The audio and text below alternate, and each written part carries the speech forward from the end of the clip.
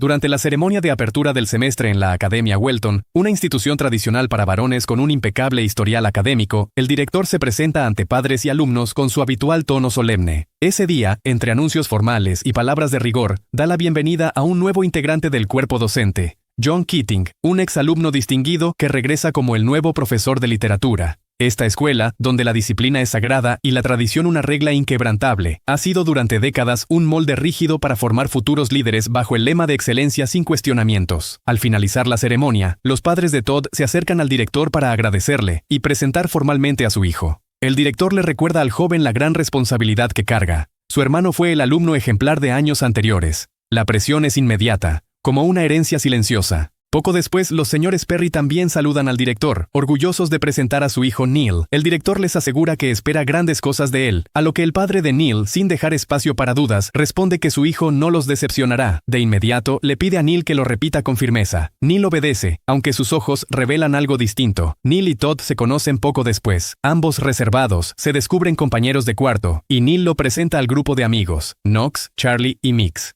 Pronto deciden formar un grupo de estudio, pero el ambiente se enturbia cuando irrumpe el padre de Neil. Frente a todos, le informa con voz cortante que, tras hablar con el director, ha decidido que Neil debe abandonar su participación en el anuario estudiantil. Dice que tiene demasiadas actividades y necesita centrarse. Neil intenta defenderse, alegando que eso no es justo, pero su padre lo corta en seco. Le prohíbe discutir en público y le recuerda que obedecerá hasta que termine la carrera de medicina y sea independiente. Neil solo responde, con la mirada baja. Sí, señor. Desde este primer encuentro con sus realidades, entendemos que estos chicos viven bajo un sistema que no tolera desviaciones. Las decisiones importantes no les pertenecen. Todo lo que son, lo que quieren, e incluso lo que sueñan, ya ha sido decidido por otros. El peso de las expectativas familiares y académicas es abrumador. Neil encarna con claridad esta opresión. Su vida ha sido trazada por su padre sin margen para el deseo propio. No es libre. Solo está cumpliendo un papel que no eligió, persiguiendo metas que ni siquiera son suyas. Y aunque parece acatarlo con resignación, dentro de él se libra un conflicto que, poco a poco, irá haciendo grietas profundas.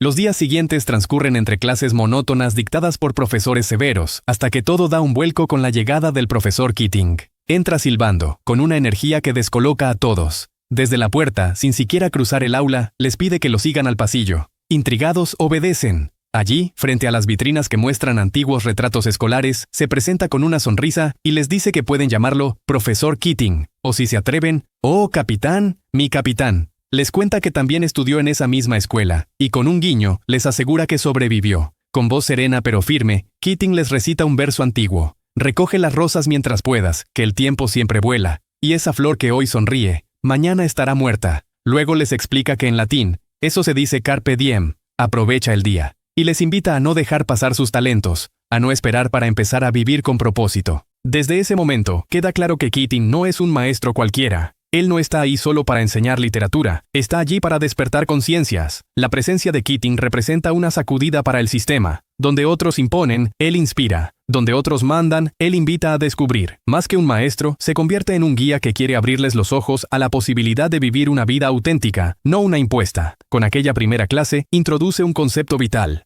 Carpe diem. Aprovechar el día no es una excusa para el desenfreno, sino una invitación a vivir con intención, con pasión, con conciencia de lo efímero que es el tiempo. A menudo, nos perdemos en la rutina o en la búsqueda de aprobación ajena, olvidando quiénes somos realmente y lo que queremos. Keating les recuerda, y nos recuerda, que si nadie más va a morir en nuestro lugar, entonces nadie más debería decidir cómo vivimos. Carpe diem es un grito de libertad, una declaración de vida. Esa misma noche, Knox asiste a una cena con amigos de sus padres. Al llegar, quien abre la puerta es Chris, y bastó una sola mirada para que Knox quedara completamente cautivado. Pero la ilusión se apaga cuando descubre que ella está comprometida con Chet Danbury, el popular jugador de fútbol, y también el más arrogante del colegio. Al día siguiente, Keating ofrece otra lección poco convencional. Les pide abrir los libros en la página 21, donde un texto propone una fórmula para medir la grandeza de un poema. Después de escuchar a Neil leerlo en voz alta, Keating les pide, sin titubear, que arranquen esa página. No sirve para nada, dice. Explica que la poesía no puede medirse con ecuaciones. En su clase no memorizarán ideas ajenas, sino que aprenderán a pensar por sí mismos, porque las palabras y las ideas, cuando nacen del alma, sí pueden cambiar el mundo. Entonces, con una chispa de emoción en los ojos, les dice algo que marcará a todos. Leemos y escribimos poesía no porque sea linda, sino porque somos humanos. La medicina, la ingeniería, el derecho y la administración son nobles y necesarias para sobrevivir, pero el amor, la belleza, el arte, eso es por lo que realmente vale la pena vivir. Les explica que la vida es como una gran obra de teatro, en la que cada uno está llamado a aportar su propio verso, y luego los deja con una pregunta que resonará en ellos como un eco. ¿Cuál será tu verso? Movidos por la curiosidad, los chicos investigan sobre su profesor. Encuentran su viejo anuario y descubren que fue parte de un misterioso grupo llamado la Sociedad de los Poetas Muertos. Intrigados, le preguntan al respecto. Keating les confiesa que solían reunirse en una cueva secreta, escondidos entre la bruma del bosque, para leer poesía, reflexionar sobre la vida y dejar que sus almas hablaran libremente. Lo describe como una experiencia mágica, un espacio donde, por fin, podían ser ellos mismos. Los chicos empiezan a ilusionarse. Se sienten atraídos por una idea que los llena de emoción. Reunirse en secreto por las noches para revivir la mítica Sociedad de los Poetas Muertos. Todd duda en participar. Le aterra hablar frente a los demás, pero Neil, con ese entusiasmo que contagia, lo convence. Le pide que solo vaya a escuchar, nada más. Esa misma noche, Neil encuentra un libro antiguo, olvidado entre los estantes. Es de Keating. Dentro, descubre los poemas con los que iniciaban las reuniones de la sociedad. Lo toma con cuidado, casi con reverencia, como si rescatara algo sagrado. Los jóvenes se adentran en el bosque, guiados por la emoción y la oscuridad. Encuentran una vieja cueva. Allí, entre ecos y murmullos, reavivan el fuego de la sociedad. Neil abre la primera reunión con un poema de Henry David Thoreau. Fui al bosque porque quería vivir con propósito, vivir profundamente y desechar todo lo que no fuera vida, para no descubrir, al morir, que no había vivido. Cada noche se convierte en un refugio. Leen versos, narran historias, cantan con libertad. Y con cada encuentro, el lazo entre Keating y sus alumnos se fortalece. Lo escuchan, lo admiran, se ríen con él.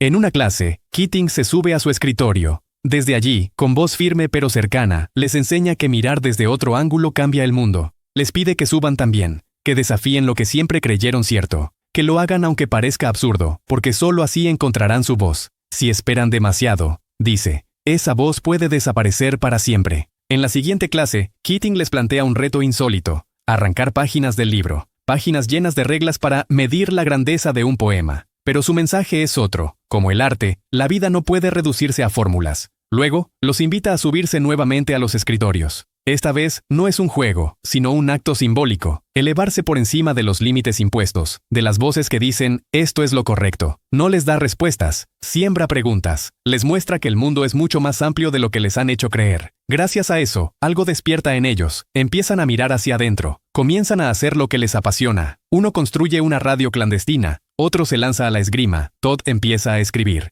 Neil, finalmente, se atreve a soñar despierto. Quiere actuar en una obra. Siempre lo deseó, pero su padre jamás se lo permitió. Cuando Todd le pregunta cómo lo hará sin que su padre lo sepa, Neil responde: primero conseguiré el papel, luego veré qué hacer. Mientras tanto, Knox intenta acercarse a Chris. La ve con Chet y siente que todo se desmorona, pero no se rinde. En otra escena inolvidable, Keating los lleva afuera. Les reparte versos, pone música clásica y balones en el césped. Les pide que pateen con fuerza cada vez que un verso les toque el alma. Les enseña a vivir con emoción, a no temer al ridículo. Neil audiciona. Su interpretación conmueve. Es brillante. Gana el papel principal. Por un instante, el sueño parece posible, pero sabe que necesita permiso de su padre. Y en un acto desesperado, falsifica la autorización. El destino empieza a cambiar. Keating sigue abriendo puertas en la mente de sus alumnos. En una clase, les pide que lean sus propios poemas en voz alta. Cuando llama a Todd, él se congela. No ha escrito nada. No cree tener talento. Pero Keating insiste.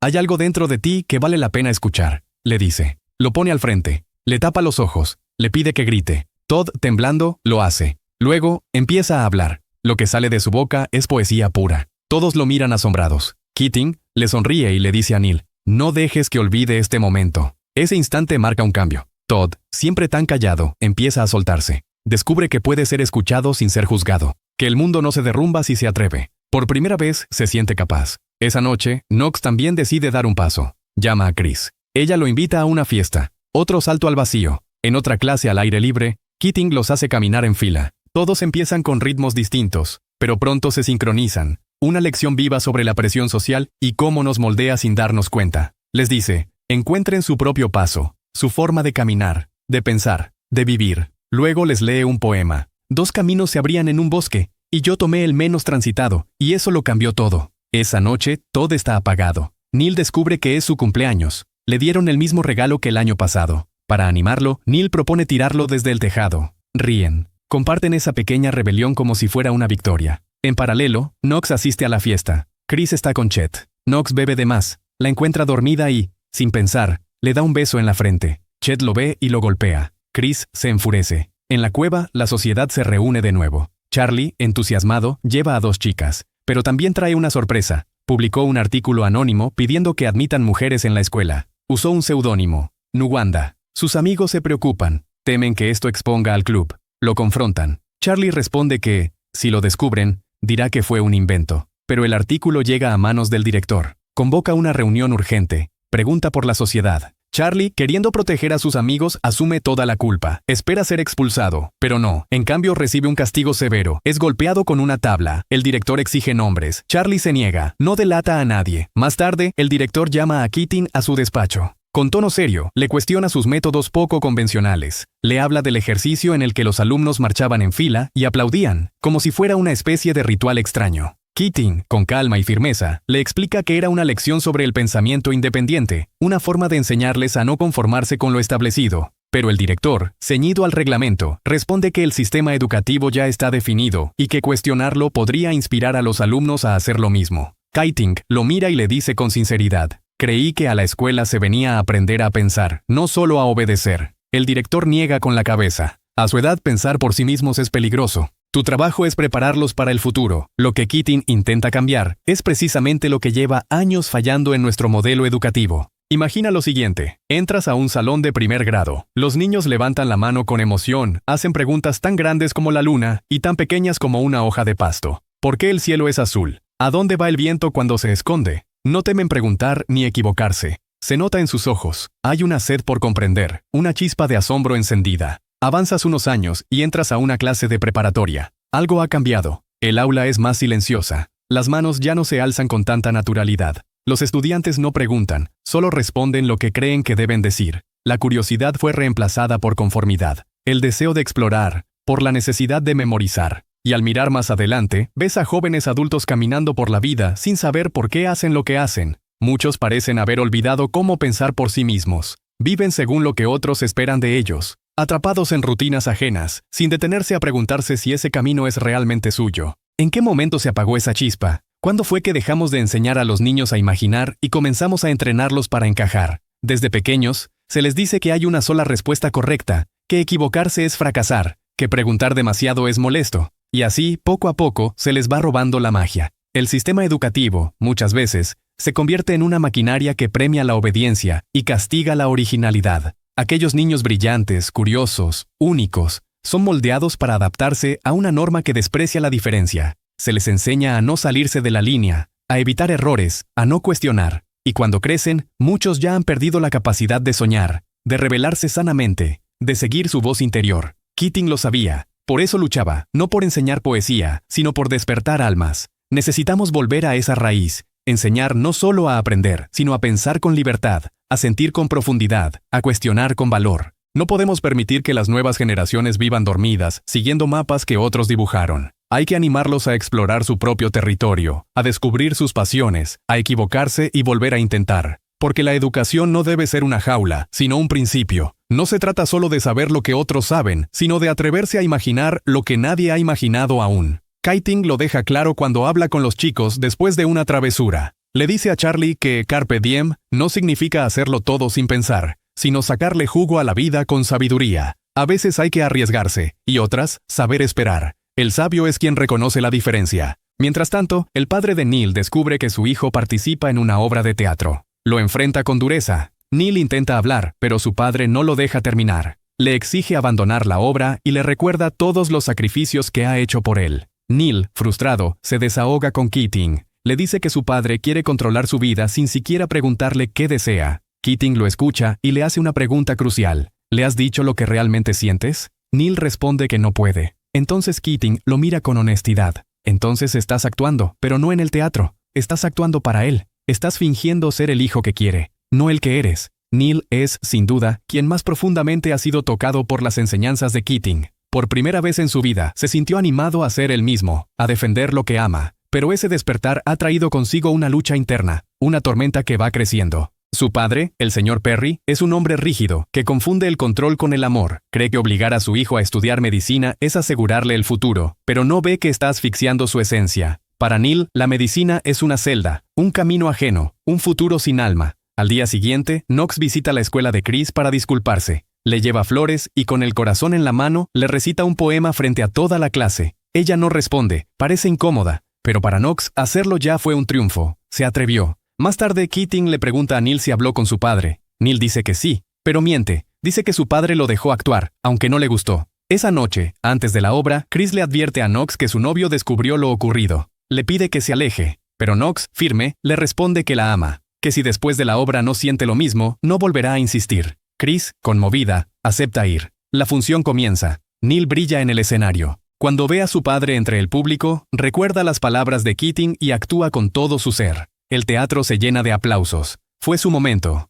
pero su alegría dura poco. Su padre no sabía nada. Fue allí para llevárselo, no para apoyarlo, sino para silenciarlo. Keating lo felicita por su valentía, pero el señor Perry le prohíbe hablarle de nuevo. Esa noche, Neil regresa a casa. Su padre le informa que lo inscribió en una escuela militar, que sus sueños deben esperar, que no hay espacio para la actuación. Neil intenta hablar, pero su padre le advierte que no quiere escucharlo. Olvídate de eso, le dice. Y Neil calla. Se traga sus palabras, como tantas veces. Sus padres se van a dormir. Él se queda en su habitación, en silencio. Pero antes de hacer lo que cambiará todo, sonríe. Lo hizo. Aunque fuera por una vez, se atrevió a vivir su verdad. Y fue maravilloso. El conflicto con su padre llegó a su punto más alto. Neil sabía que podía perderlo todo, pero también sabía que no podía seguir viviendo una vida que no era suya. Actuar en esa obra fue su grito de libertad, su declaración de existencia. En esa noche de luces y aplausos, Neil fue él mismo, y eso, ya nadie podrá quitárselo. Durante los siguientes 10 años, la presión impuesta sobre Neil se convirtió en una carga insoportable.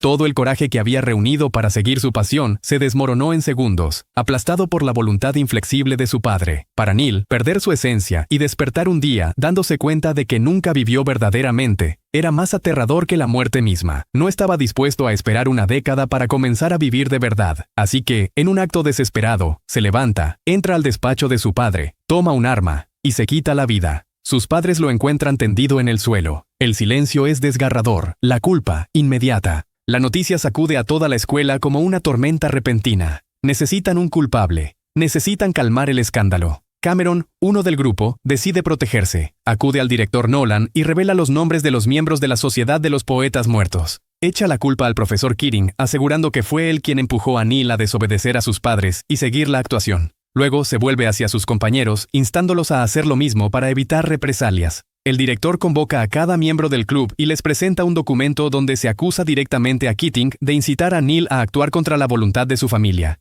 Uno a uno, presionados por el miedo a ser expulsados, firman. Todos, menos Charlie. Él se niega y es castigado con una expulsión. Con esas firmas, Keating es despedido. El director Nolan ocupa su lugar en la clase de inglés. En su primera clase, Keating entra brevemente para recoger sus cosas. El ambiente es tenso. Todd, quien antes temía hablar en público, no puede quedarse en silencio. Su corazón lo empuja, se levanta, mira a Keating y le dice lo que todos sienten, que los obligaron a firmar, que no fue culpa suya. El director intenta callarlo con amenazas. Le exige a Keating que se retire, pero Todd no se sienta. Va más allá, se sube a su pupitre y con voz temblorosa pero firme, exclama: «¡Oh capitán! ¡Mi capitán!». Uno a uno, los demás lo siguen. Se levantan, se suben a sus escritorios. Todos menos Cameron. Es un acto de valentía, una despedida, una declaración de amor a quien les enseñó a pensar con el alma. Keating los observa, sus ojos, humedecidos, su sonrisa, serena, asiente con gratitud, y se va. La muerte de Neil dejó una herida profunda, pero entre el dolor y la rabia, algo despertó. Comprendieron que la mejor forma de honrarlo no era llorando eternamente, sino eligiendo una vida auténtica. Todd,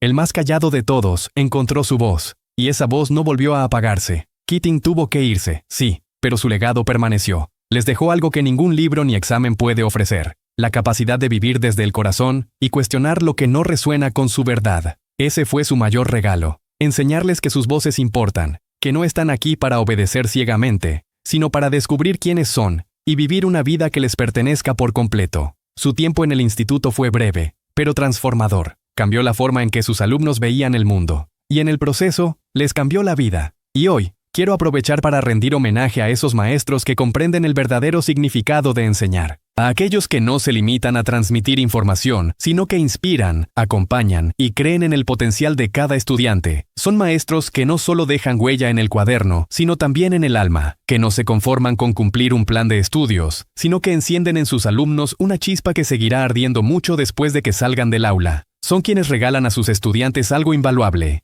una voz. Les enseñan a pensar, a cuestionar, a expresar lo que sienten sin miedo. No buscan moldearlos a su imagen, sino guiarlos a descubrir la suya. Son apasionados, atentos, humanos, ven en cada alumno a una persona con batallas internas, con sueños, con luz, y les dan un espacio seguro para ser ellos mismos, donde cada idea importa, donde se sienten escuchados y valorados. El impacto de estos maestros no se mide con calificaciones. Su enseñanza no se borra con el paso del tiempo, se convierte en una brújula, en una luz constante. Son ellos quienes elevan el alma de sus estudiantes. Son quienes verdaderamente merecen ser llamados maestros.